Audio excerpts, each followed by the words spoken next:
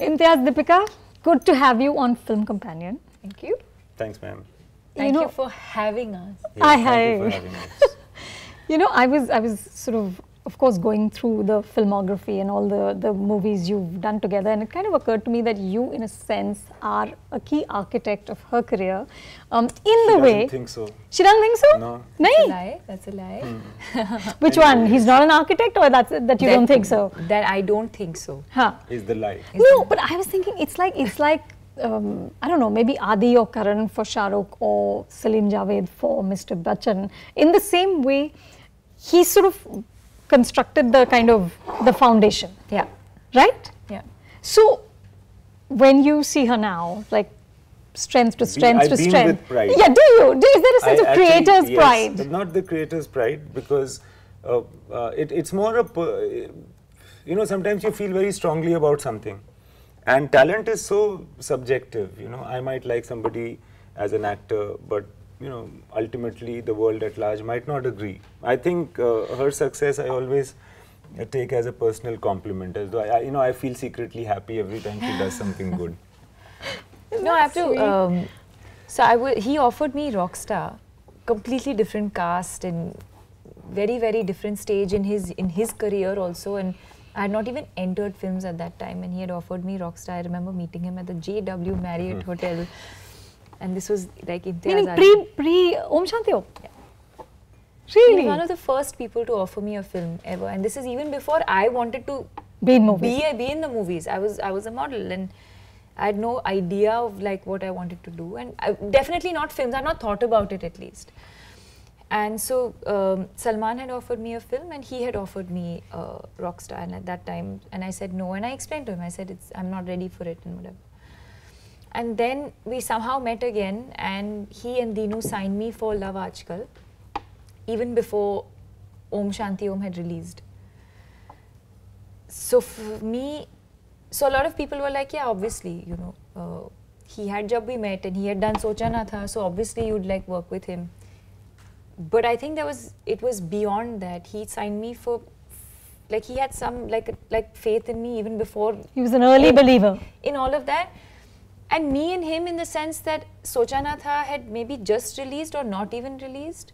Yeah, maybe. And Jab We Met had definitely not released at that point. So my first film, when Jab We Met, which was like his big film, had not released. But there was still this sense of comfort and trust, and I felt connected, and I felt like, yeah, I think, you know, there is something there, and I want to work with him and all of that. Then that phase happened where, so in Love Aajkal, I think he brought out this side of me, which was, it was maybe there, but I needed someone like him to really like push me and sort of. What does he do? I don't know. I don't want to get into the details of. No, tell. How do you direct her? What do you do that brings it out?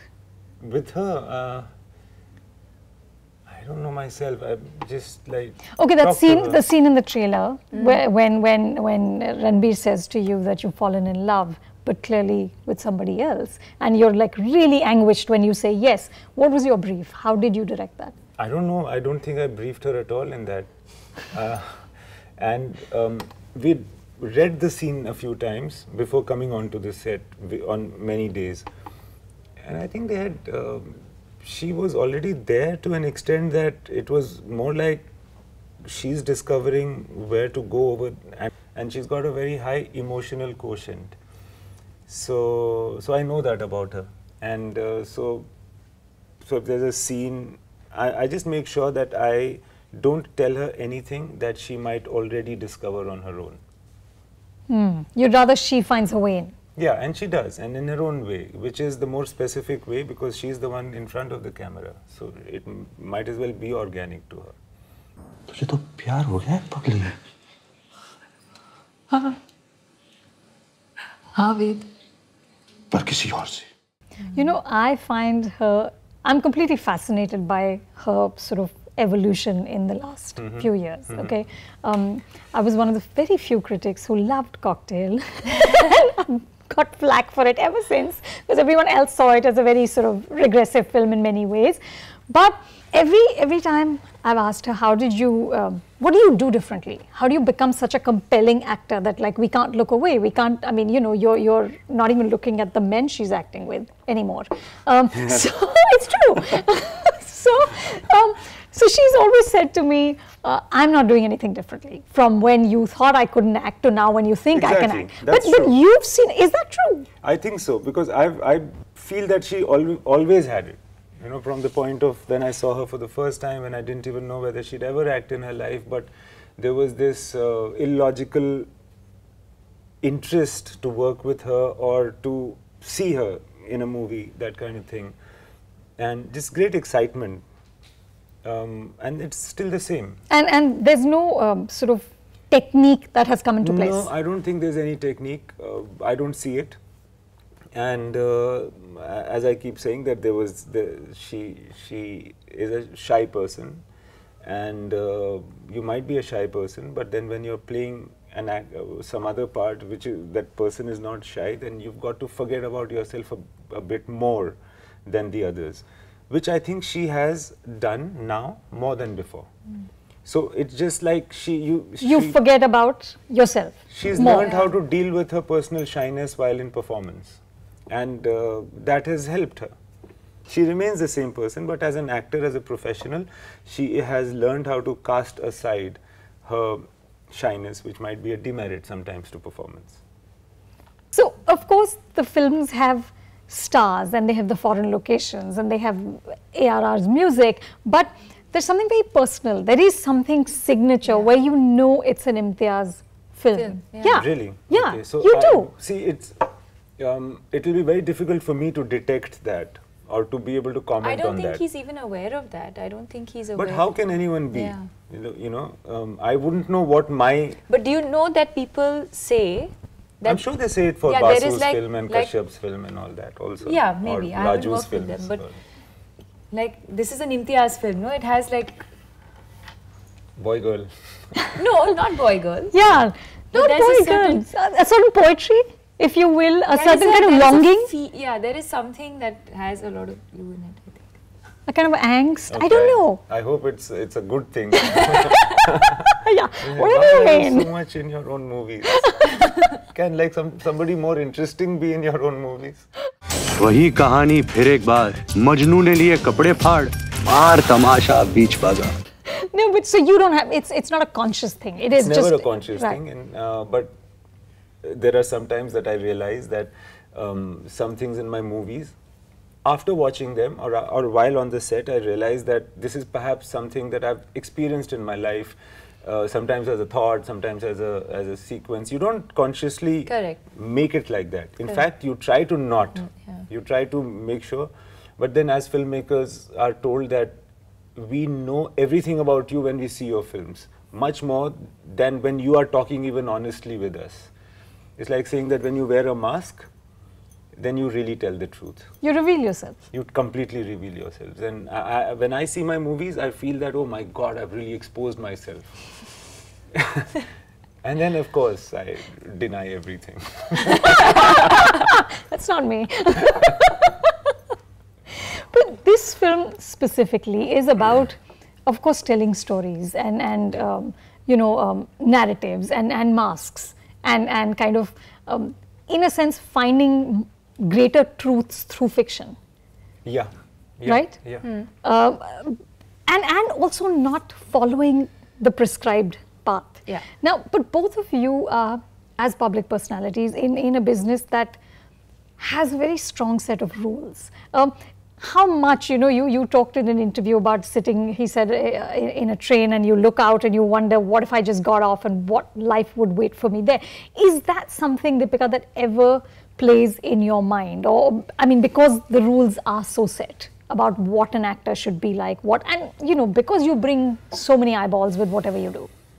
From whatever I can remember, I think that there was, when I came, and I came from a completely different city also, and someone who's not from the profession and not from the industry, there's this thing of heroines have to be a certain way, do certain kinds of films, carry themselves a certain way, and you have to be like, this is the way, if you want to be a heroine, you have to be like this.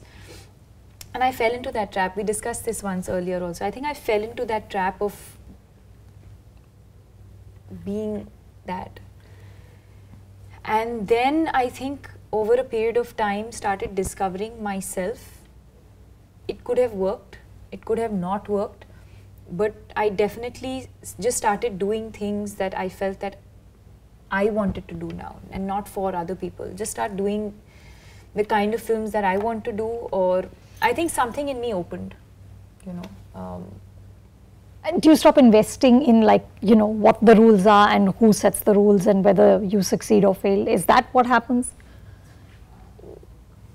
No, I don't think I don't think there's so much thought behind how I want to be, how I don't want to be. Even though everyone's looking at you? No.